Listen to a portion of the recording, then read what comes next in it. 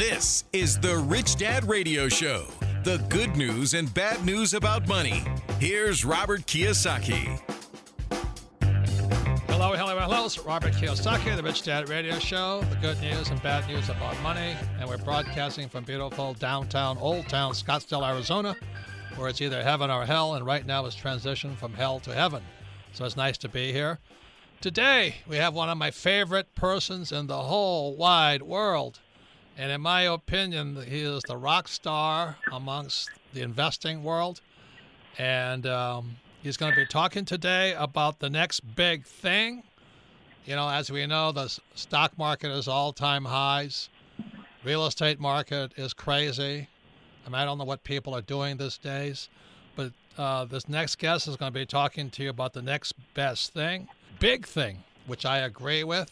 And I'm very happy to welcome to the program the legendary Jim Rogers. Welcome to the program, Jim. Oh, Robert, I'm delighted to be here. I should hang up after all of that. And, just let the audience know is that, and just to refresh Jim's memory, back in the early 90s, I traveled to Washington, D.C. to meet you and also James Dale Davidson and Lord Rees-Mogg on The Sovereign Individual when they released that book. And those are like life-changing events in my life because I was just a new guy coming up. So I want to thank you for your contribution, not only to myself, but to the world. Anyway, welcome to the program. Well, I'm delighted to be here. I remember the 90s. I remember you in the 90s well, and I've watched your astonishing success ever since. So terrific. I wish I could take credit for it. Well, I have to give you. You inspire people. You inspire people. That's the most powerful thing. Well, let's move ahead. You're embarrassing me now. Yeah. Hey, one of the best books I ever read was your book, besides Hot Commodities and all this, was Investment Biker. And when I read that book, I said, my God, what a grand adventure you went on.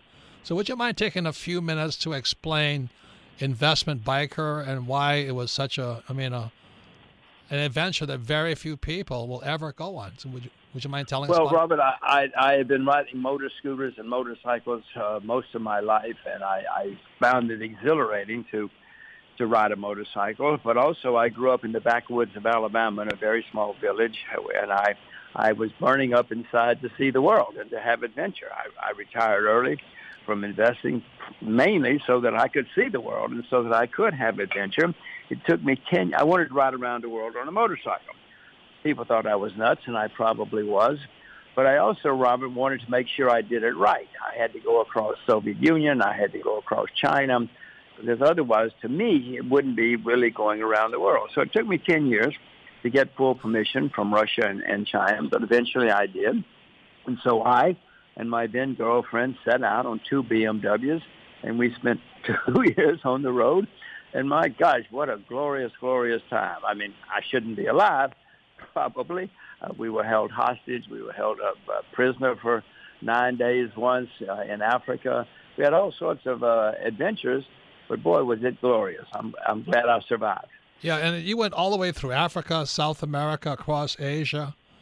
I mean, my God. No, we did it right. As I said, I didn't want some guy to say to me one day, oh, you didn't really go around the world. You just acted like you went around. No. We crossed Europe and Asia twice. We went from Ireland to Japan and then through China and then back from Japan to Ireland through the Soviet Union, was the Soviet Union in those days, then right down through all of Africa. The whole works. No, South America, from the bottom of South America to Alaska. You should do it, Robert. Yeah, well, I tell you what, you've really ruined my life because I said, God, I'd like to have done that one. But anyway, for those who haven't read the book, please read it because it's more than just a motorcycle adventure. It's really how Jim looks at the world economy. And I still remember the one things you talk about, you check in at the bank for the exchange rate, and then you go into the black market, and you would find the real rate. Is that correct? Oh, absolutely. That's one of the most important lessons one needs to learn. You go to the bank first to make sure you get money so you can tell if the black market's got counterfeit, because sometimes they deal in counterfeit currency on the black market. So you get something so you know it's real. Then you go and you find the black market. And I will tell you, Robert, you don't have to find the black market. It will nearly always find you. they will say, oh, Americans are in town. Find them. Let's change some money. Well, thank you. Anyway, for everybody, please read that book. It's an adventure book, but it's also an insight into the world of investment, but also seen through the world of, Jim Rogers. Like, he is legendary.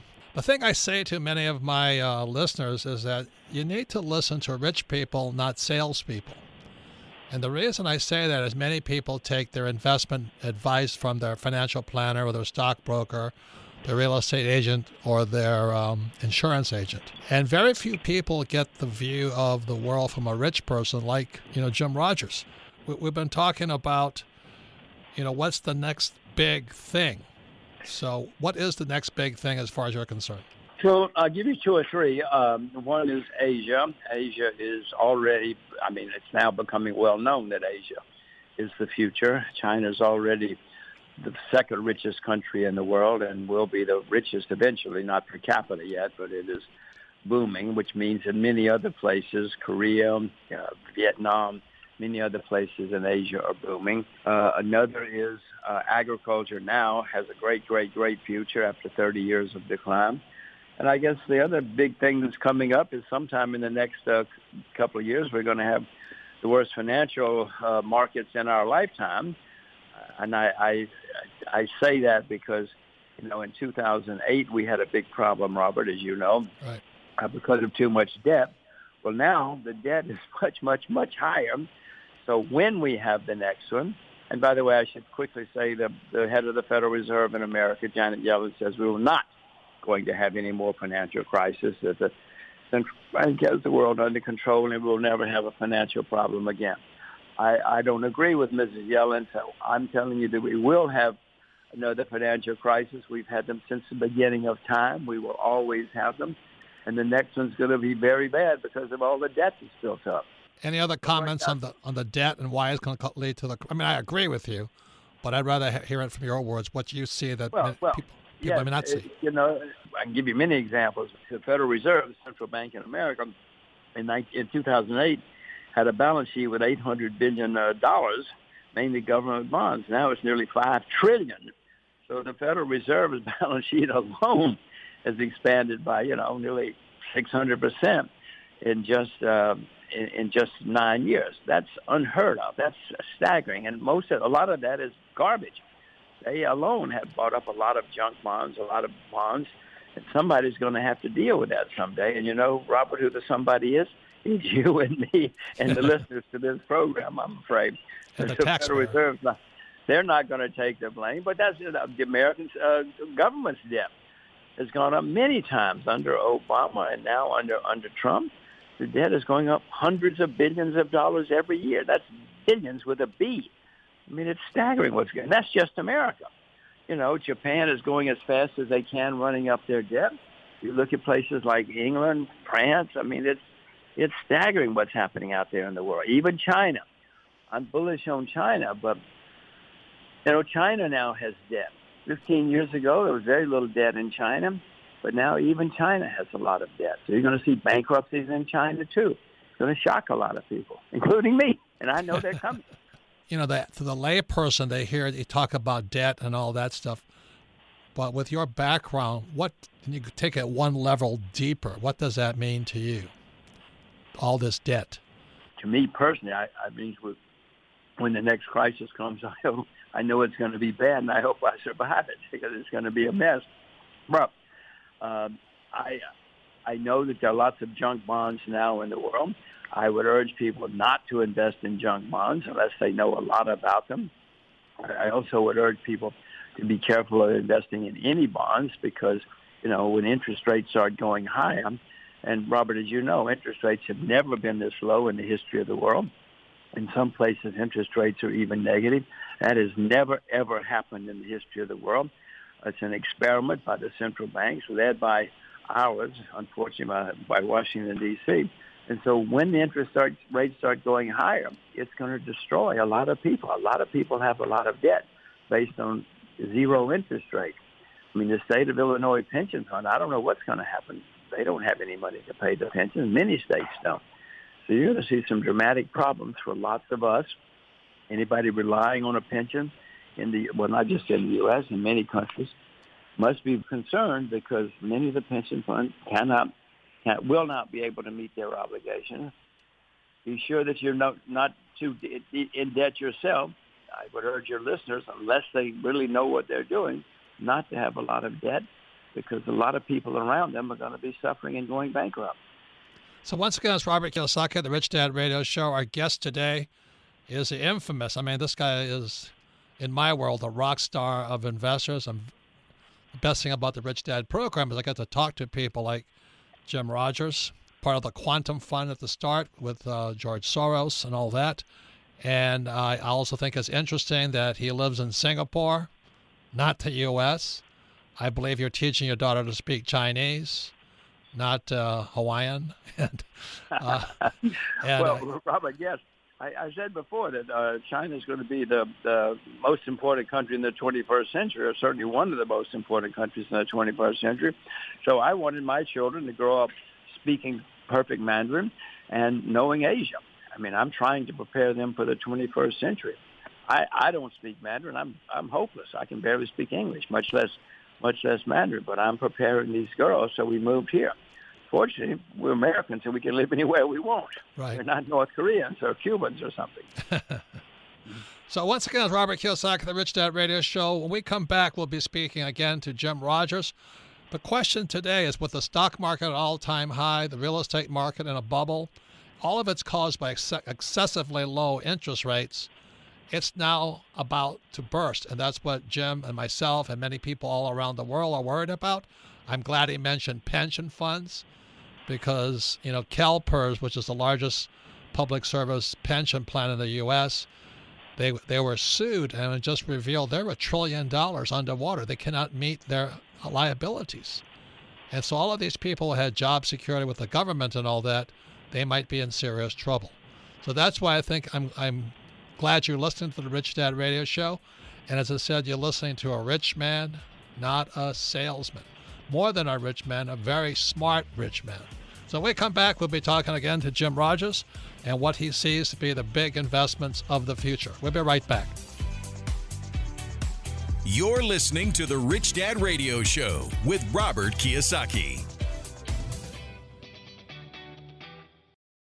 Robert Kiyosaki's Rich Dad Advisors have a great gift for you. Visit richdadadvisors.com and receive 5 free reports on business and investing success. 5 free reports that can help you right now. And while there, check out the Author's Choice audio series. Audio is a great way to learn. And for as little as 99 cents, you can download key chapters from all the Rich Dad Advisor books. You can listen to The Myths and Magic of Real Estate Investing, 7 Steps to Limited Liability, The 4 Pillars of Investing, Team Code of Honor, or The Psychology of Debt, among other great audios. For pennies, you can power up your skills for getting out of the rat race. So please visit richdadadvisors.com for your 5 free reports and your powerful and affordable audio chapters. That's richdadadvisors.com for great information that can help you right now. Your financial education continues. Now back to Robert Kiyosaki and the Rich Dad Radio Show. Welcome back, Robert Kiyosaki, the Rich Dad Radio Show, the good news and bad news about money. Today we're talking to a really, really rich man versus a salesman. And I love Jim Rogers simply because he's got nothing really to sell you. So he's not afraid of losing his job. And every time I see him on either CNBC or wherever he's speaking, he just says what he really thinks about. He doesn't have to be politically correct, and he's not afraid of losing his job or insulting anybody. So he's a perfect gentleman that way. But today, honored to have him on the show because we're taking financial advice from a rich man. Once again, you can listen to the Rich Dad Radio Show anytime, anywhere on your schedule through iTunes or Android. And all of our programs are archived at richdadradio.com. We archive them because repetition is how we learn best. If you listen to this program one more time, you'll pick up even more. You'll be smarter. But more importantly, you can share this program with friends, family members, and business associates, and even your children, because as Jim said, being a rich man, he can move his family to Singapore, a great island nation, so his daughter will speak perfect Mandarin to prepare her for the future. So that's why one of the things about being a rich man, you can choose to live anywhere in the world because you can afford to live anywhere in the world. So, Jim, when we're on the break, I asked you about Brexit, and I understand that you did a lot of business with the pound sterling. So, what do you know about Brexit? The English leaving the common European Union.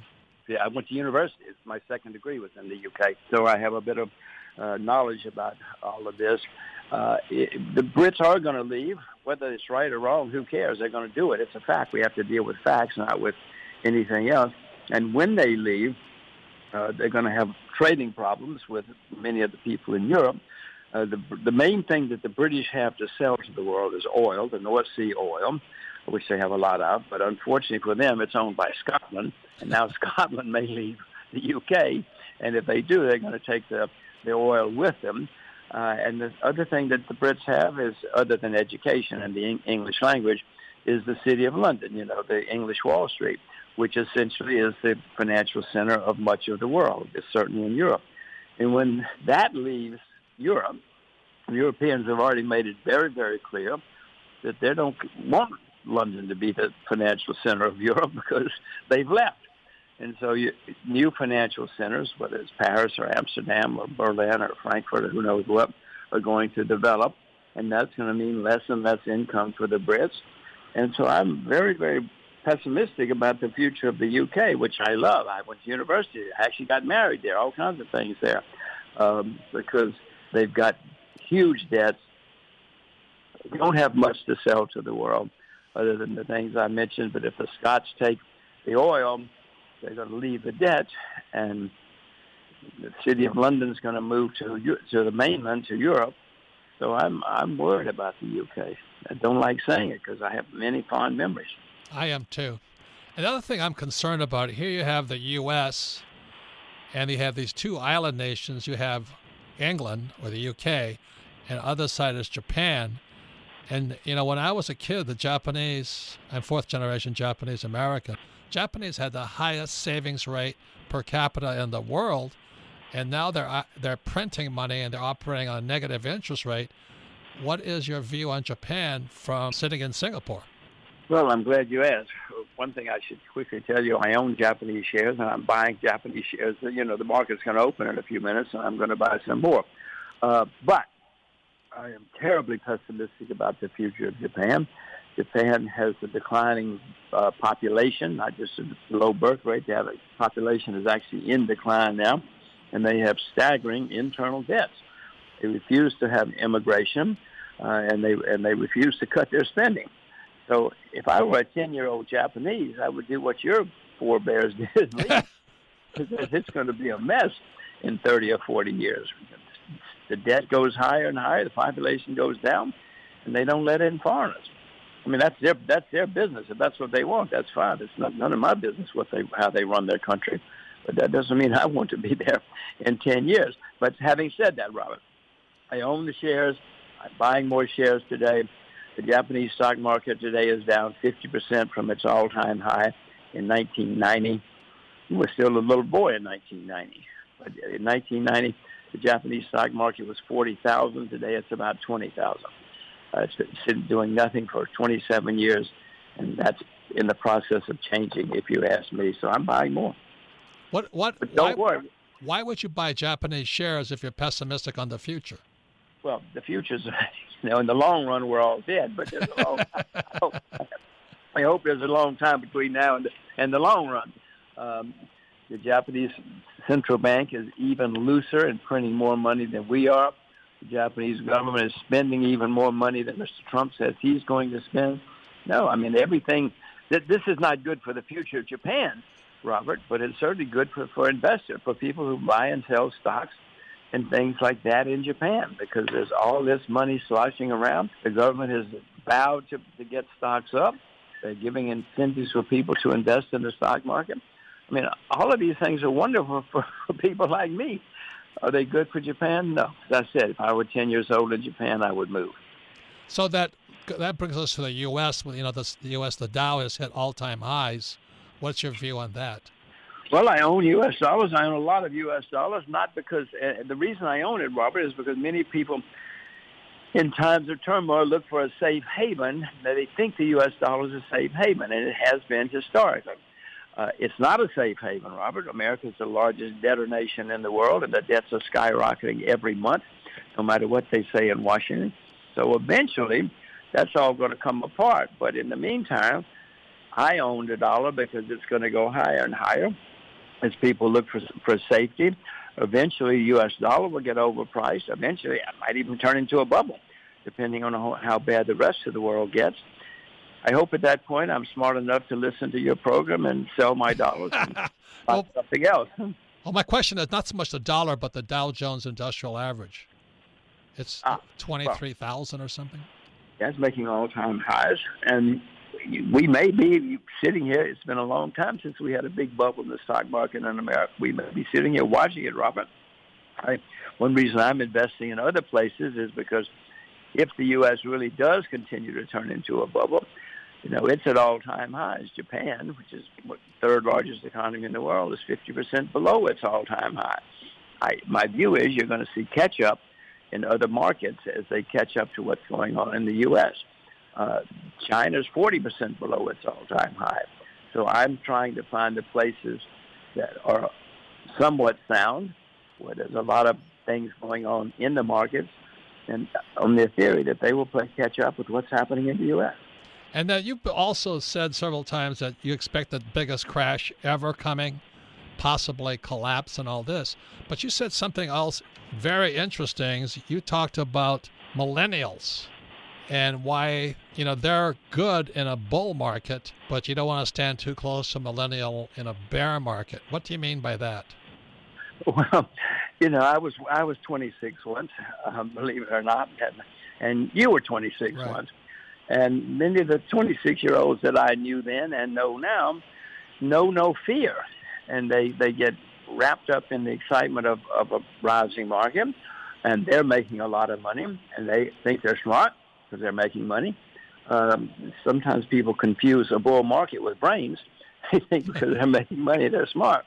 But it's really just a bull market. And the young people, for better or for worse, in a bull market, that's who you want investing with you because they just say buy, buy, buy. And the more absurd the story sounds, the more they buy and the more money they make. But unfortunately, Robert, since they don't know why they're making money, they lose a lot of money when things turn the other way. So you want a millennial, you want a 26-year-old when things are going up, and it's a bull market, especially a bubble. But when that bubble bursts, you want somebody with gray hair who's seen it all. Even some of the guys with the gray hair lose it all. Right. So, one of my teachers says that there's nothing worse than a bear market because it seems to go on forever and ever and ever. So every day you wake up and it just gets worse. So when you come back, we're going to be talking about what you see the big thing. One is agriculture. One is fintech. And I want you to read on gold, since a lot of my people, a lot of my listeners are like me. I've been a gold bug since '72, and I just buy and hold. I don't even care the price. I'm going by ounces. So anyway, our guest today is infamous Jim Rogers. He's one of the most respected people I know of. Every time I talk to him, I learn more. Like I said, I went to see him with my wife Kim in Washington, D.C. We were there to meet Jim Dale Davidson and Lord Rees-Mogg. They wrote the book Sovereign Individual, another great book from a historical standpoint. And I love Jim's book, Investment Biker, simply because he has lived a life that only a rich man could have lived. So before we go to break, any comments for young people or for listeners right now as how you see things going? Well, first I want to say hello to Kim. I'm sorry she's not here today. Yeah, she misses you terribly. So. Well, one thing that I've learned is if you can find a good partner, it's going to help you because there's nothing worse than a divorce or two or three. So if you can find a good partner yep. that's going to be supportive, it's going to help you in your life. Yeah, Kim's I don't know why she put up with me, but it's 31 years next month, so I'm very lucky. Poor woman. I know, that's what I say. So when we come back, Jim's going to be talking about fintech, whatever that is. Also, he's going to comment on Bitcoin and gold and whatever else he feels like talking about. But one of my favorite new subjects is agriculture. And I've just started investing in avocados because I kind of like avocados, and they're getting more expensive every day. So when we come back, we'll be talking to Jim about the next big things that you can watch and that will do well in the future. We'll be right back. You're listening to the Rich Dad Radio Show with Robert Kiyosaki.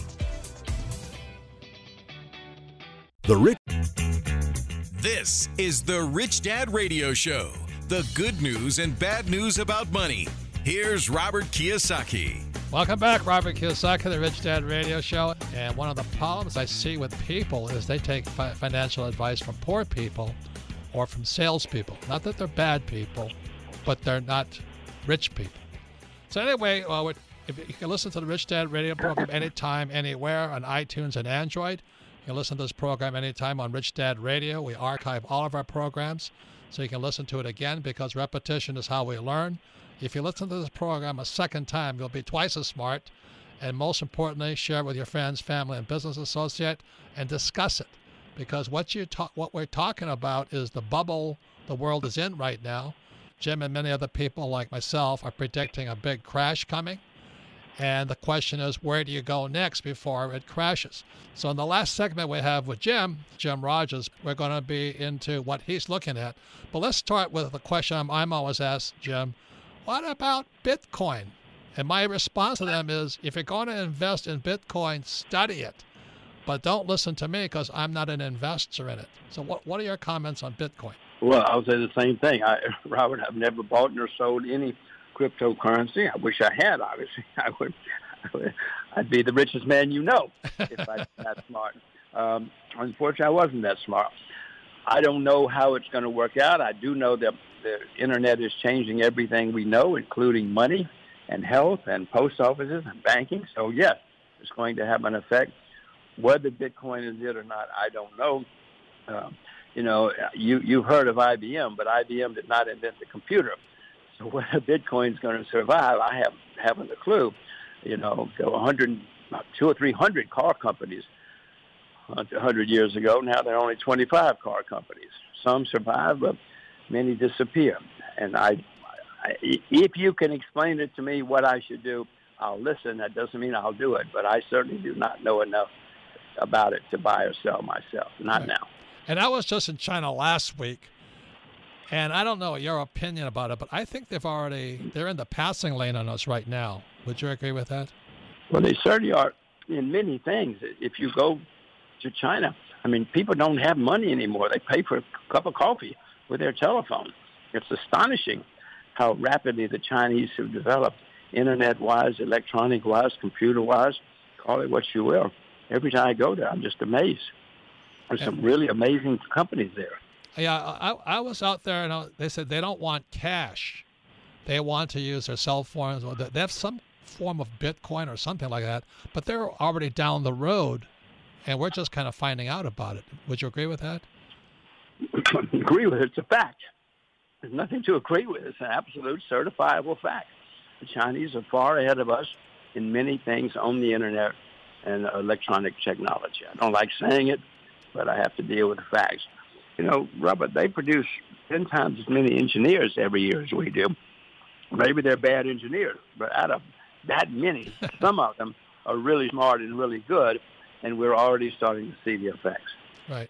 So this leads to the next question. You're very bullish on fintech. Now, is fintech part of, is that Bitcoin, or how would you define fintech and the bank in Hong Kong?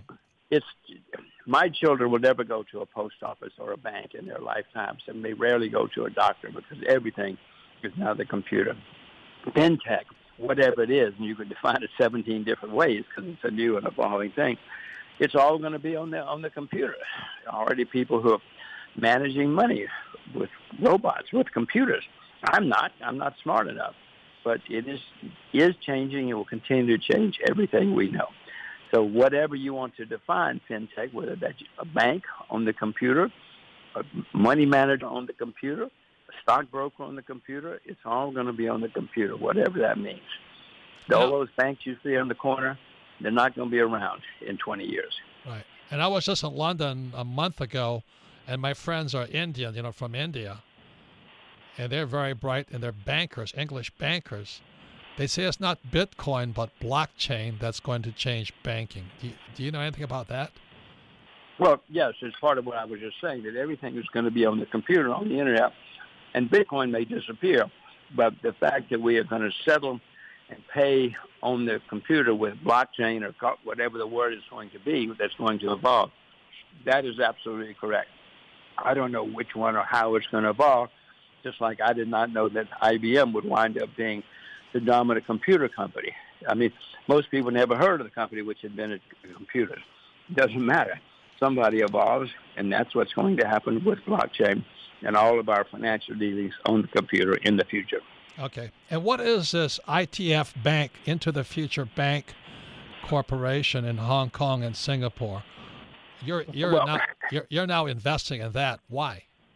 I have a very small investment. It is a fintech company. They're smart guys. You can ask me in 30 years if I did the right thing. It's a startup with a bunch of smart boys, young men, I should say, because they are young men. They got good ideas, good brains, good capabilities. Who knows? I don't. I invested a small amount. As I say, maybe my children are going to be rich, or maybe my children will say, how could you have been so foolish? You're not a buyer or seller of gold, but for people like myself who are not fintech people or Bitcoin people, to me, gold has been money for at least 4,000 years. The Chinese invented it, or paper money, I mean. And I just buy gold because I don't trust paper. So what are your views on gold? And I know you think it has to go down more, but what are your views on gold? Well, I own gold. I own silver. Never sold any. Been buying it since, I think, 1971. I bought my first gold. You said 72. Yeah. I've never sold any.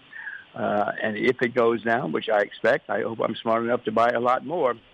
Because before this is over, Robert, gold is going to turn into a huge frenzy of its own, because we're going to have turmoil. And when people lose confidence in governments and lose confidence in paper money, they've always gone to gold and silver. Whether they should or not is a different question. That's what they've always done, and they will do that again. So how do you see gold positioned to Bitcoin or cyber money? Is it any comparison? Well, there could be. The advocates tell you there is, and that Bitcoin will replace gold because people can use it anonymously. You can use gold anonymously, but not quite as anonymously. And they say that Bitcoin, you can transfer thousands of miles away over the computer, which you cannot do with gold, etc. So they say that Bitcoin and cryptocurrencies will eventually replace gold and silver. Maybe, Robert, but not in your lifetime and not in my lifetime. That's what I would think. Once again, it's Robert Kiyosaki, the Rich Dad Radio Show. We're very fortunate today to have the infamous Jim Rogers, probably the person I look forward to speaking with the most, just because of his unorthodox view of the world. And as I said, he sits in Singapore, it's an amazing, and for those that haven't been to Singapore, go see it, because you're looking at the future. Jim's also investing in a company called ITF, which is into the future, the world's first fintech bank. So he's looking into the future. And also he's very close to China. He's even training or teaching his daughter to speak perfect Mandarin, preparing for the future. And I think that's how I suggest all of our listeners prepare for the future, because yesterday's gone. It really is gone. The hegemony of the U.S. dollar is an obsolete idea. And with gold, I think the Chinese and the Russians are cutting a deal with the yuan is going to be backed by, they're going to buy Russian oil in yuan, but the yuan will be backed by gold. Now, if that happens, the dollars be suspicious. Have you heard anything about that? The yuan being backed by gold and all that stuff? No. Of course I have. Yeah, the Chinese, and not just the Chinese, the Russians, the Iranians, lots of people are trying to move away from the U.S. dollar for many reasons, many legitimate reasons. And so, yes, the Chinese are doing their best to open many markets in gold and in their own currency, backed by gold. Now, right now, a lot of people say, I don't want to buy oil and cotton in renminbi, which is the Chinese currency. But then the Chinese say, okay, we'll back it by gold. So if you use our currency to trade oil, you're really backed by gold. So that makes it a lot safer for a lot of people. No, it's going to happen. The U.S. dollars, I said before, we're the largest debtor nation in the history of the world. And it's getting worse every day, Robert. I don't like saying this. I'm an American like you. Right. But it's a fact, and we have to deal with that. Right. So going into the next big thing, like I said, I was just at the New Orleans conference. For all of you who are interested in alternative investing, the New Orleans Investment Conference is reportedly the oldest investment conference in America. It was started by this radical guy named Jim Blanchard, who made it legal for Americans to own gold. I mean, when I bought my first piece of gold in Hong Kong, I believe I paid $50 for it, but then I was a criminal because I was an American and I bought gold. And it took this guy Blanchard, Jim Blanchard, who started the New Orleans Investment Conference, to make it legal for Americans to own gold. And as I was saying to Jim during the break, is that wherever I went, I see Jim's smiling face, by quoting you, that you're not endorsing anybody, but your smiling face is talking about, you're saying agriculture is going to be the big thing. Would you mind telling us about that? Agriculture has been a disaster for 30 years. The highest rate of suicide in the UK is in agriculture. Average age of farmers in America is 58. In Japan, it's 66. Australia, the average age of farmers is the highest in recorded history. Robert, more people in America study public relations than study agriculture. I mean, they're all dying out because it's been so terrible. Millions of Indian farmers commit suicide every year. So we're going to have a change after a 30-year decline. And so I would urge people, well, first of all, if you don't like living in the city and you like the outdoors, become a farmer. There's no competition. Everybody's dying. And the kids are all becoming stockbrokers or fintech. So it's time to go into agriculture. That's where the opportunities are. And if we have the horrendous financial system that I think is coming up sometime in the next couple of years, agriculture is going to do extremely well because at least you'll be able to eat, if nothing else. Because the population is still growing, right? Oh, yeah. Population is growing everywhere. Number of farmers is decreasing. I mean, so there's not much competition. I'm not very smart. I like to go into something where there's not much competition. So what kind of agriculture are you investing in, or what are you looking at, or what are your criteria? Well, in many ways. You can buy tractor companies, seed companies. You can buy land and become a farmer or lease it to a farmer. I prefer agriculture products, cotton, wheat, oil, gold, etc. You can buy that through futures. You can buy it through some companies. Or you can buy indexes. There are agricultural indexes. Buy an index. And you have a fund also, don't you? Well, I have an index fund. It's Rogers Agriculture Fund. It's on the New York Stock Exchange. The symbol's RJA, but I mean, it's an index. I don't. Nobody manages it. It's an index. Okay, I see. What did you think about Amazon buying Whole Foods? What's the thought behind that? Well, I know the plot, and if he can pull off what he says, there's not going to be any shops. Everything's going to be on Amazon, no matter what you buy. You want a cup of coffee? Call Amazon. They'll send it over to your house. No, I know what he's trying to do. Whether he can pull it off, I have absolutely no idea. Okay. Well, you should listen to your radio show to find out. Sure. That's why I have people like you on the program. So, got any final words for our listeners? I really appreciate your time. I know how busy you are. So, any final words about the future and what you see coming, or anything you want to say? Just be careful, because right now things are great. There's going to be more euphoria, but that always throughout history has ended badly. So be prepared. Be knowledgeable. Listen to this program. Be knowledgeable. When you get knowledgeable, you'll be worried. And when you're worried, you'll get prepared. Don't listen to Janet Yellen. Don't listen to Janet Yellen. Listen to Robert. Oh, God. Well, thank you. With that, Jim, thanks very much. I'll tell Kim you gave her your regards. She's really upset she wasn't on the program. She was in Sweden teaching women about how to get rid of their husbands. But other than that, now her motto is, you don't need a man anymore. Because women are smarter than men when it comes to money. That's her whole campaign. Well, she's right. She's right. Anyway, thank you very much for the time, and appreciate everything, your contribution to everybody. Thank you, Robert. Bye-bye. Thank you. Bye. And we come back to the next popular part of our program, which is Ask Robert. You're listening to the Rich Dad Radio Show with Robert Kiyosaki.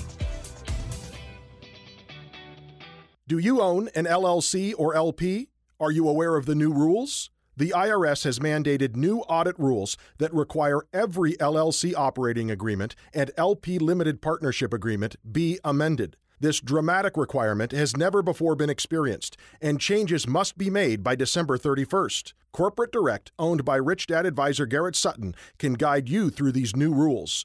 Call 800-600-1760.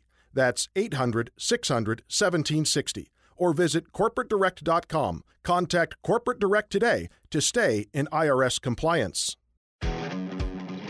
Log on to richdadradio.com while you listen. Now back to Robert Kiyosaki. Welcome back, Robert Kiyosaki, the Rich Dad Radio Show. The good news and bad news about money. And once again, thank you to Jim Rogers. And unfortunately, one of my big concerns is that most people get their financial advice from salespeople like real estate brokers, insurance brokers, stock brokers, mutual fund salesmen, financial planners. And they're not rich people, they're salespeople. And many of them really don't know what they're talking about. And so that's why I would rather listen to a guy like Jim Rogers or a guy like James Rickards or some of the other people we have on our program here. Because if you get bad financial advice, you're polluting your biggest asset, which is your brain. So anyway, you can listen to the Rich Dad Radio program anytime, anywhere on iTunes or Android. You can listen to this program again at richdadradio.com. We archive all of our programs at richdadradio.com because if you listen to this program again, you'll be twice as smart. But more importantly, share it with friends, family, business associates, and discuss it. Because Jim is calling, like I'm calling, and many other guys are calling for the biggest crash in world history coming. It's the end of the hegemony of the U.S. dollar. And there's going to be ups and downs, strengths and weaknesses. But like it or not, it's going to change. And I meet so many people who say, well, America's been strong up to now. Yes, but that's ending. As Jim said, because he lives in Singapore now. He's an American, but he wants to be close to China. I was in China last week. They've already passed us. Bitcoin isn't even an issue there. They're already down the road. Technologically, why? They're gone down the road. And, they have a huge class differences. They have problems. They have huge balance. They have huge problems, but they're actually moving forward. It's a dictatorship. So they can get more done. They don't need to ask permission of the Senate and the House and all these guys. If this guy Xi just says do it, we do it. So they're going to move faster while we're still in discussion and arguing on the Senate and in the Congress and in the White House. So that's why I love having a guy like Jim Rogers here. And please get his book. One of his books is called Street Smarts, Adventures on the Road and in the Markets. Also, A Bull in China, Investing Profitably in the World's Greatest Market. And, of course, the classic Investment Biker. I love that book because that guy was crazy enough to ride a motorcycle all over the world with his girlfriend. It's the most interesting book in his view on the world economy because he's a very rich man, more than in just money, but in life experience. His website is jimrogers.com. So, Melissa, and you can submit your questions to Ask Robert at richdadradio.com. So, Melissa, what's the first question? Robert, our first question today comes from Ivan in Toronto. Favorite book, Rich Dad, Poor Dad. He says, Robert, I'm from Toronto, Canada, and own 5 properties. You mentioned a crash is coming probably in 2018. How do you feel about Canada? Usually we follow suit, but I don't think Canada is in any trouble. Am I wrong? Well, it depends on who you ask. That's a very good question. Canada is America's #1 trading partner. So if America gets in trouble, Canada gets in trouble. I was just in, not in Panama, but I was talking to a friend. He's a Canadian who moved to Panama. And I said, why'd you move there? He says, because he was an FX trader, foreign exchange trader. And he says, Canada is in serious trouble. So that's his point of view. And this guy's in on the markets every day. So he's another guy who's close to the markets in foreign exchange, the loonie versus the dollar, yen, and euro. But he went and bought a huge farm in Panama. He's growing avocados, and which is what I'm looking into right now, how to grow organic avocados, and which Jim Rogers is doing. But he also said, I'd rather have an avocado than a Canadian dollar or a U.S. dollar. So I'm just giving a perspective on how different people look at things. And like, I would have listened to this guy if he wasn't an FX trader, foreign exchange trader. He says, I don't trust any currency right now, including the U.S. dollar. So if you look at our three closest partners of the U.S., we have Canada, England, and Japan. All three are not in that good a shape, the same as Australia. When I look at the gold to GDP ratios of Canada, Japan, China, and Australia, even though Australia and Canada are gold-producing nations, your gold to GDP ratio is really, really low. I think Australia is like 0.08, Canada's 0.01, Japan's even lower than that. U.S. is 2.7% debt gold to GDP, and Germany is 4.6 gold to GDP. So the strongest one is Germany, but I think the strongest currency right now is the Swiss franc. So if you play the foreign exchange markets, there's better currencies than the loonie, the Canadian dollar, or the U.S. dollar, or the euro. Next question, Melissa. Our next question comes from Avery in Bozeman, Montana. Favorite book, Rich Dad Guide to Investing. It says, in September, President Trump and Congress enacted a bill to suspend the debt limit, allowing the Treasury Department to issue more debt. How would you comment about President Trump's actions and his intention to cancel the debt ceiling personally? What do you think it will lead to? Well, for those who read Rich Dad, Poor Dad, Rich Dad's number one first lesson was the rich don't work for money. And that's because, as Jim says, he bought his first piece of gold in 1971. I bought mine in 1972 when it was still illegal for Americans to own gold. And the reason we bought gold was because Nixon took us off the gold standard August 15th, 1971. That means they can print as much money as they want within limits. But by taking us off a debt ceiling, that means we can print even more, because the U.S. dollar after 1971 became debt. And that's why savers are losers. And that's why so many of these people who are saving in their pension funds, like CalPERS, or, as Jim said, if you should listen to this program again, he says that could be the canary in the mine, is all the old guys like me, baby boomers, you might not be able to retire. And if they're allowed to print as much money as they can, so they might have to bail out retirement. I don't know what's going to happen, but if they have to bail out retirement plans, you're going to find that silver will probably go to $400 an ounce and gold will go to $10,000 an ounce. So there's good news and bad news in anything I say, but the most important thing is to understand what taking the debt ceiling off the U.S. economy means. They're just going to print money to solve problems. It's like giving an alcoholic a drink, or somebody you can't stop using their credit cards, giving them more credit cards. Basically, that's what we've done. And I could be wrong, but from my point of view, that would be like giving a beggar a credit card. That's what we're doing. And for those of you not holding gold or silver or avocados, I would think differently right now. So that's my response. Look at the big picture.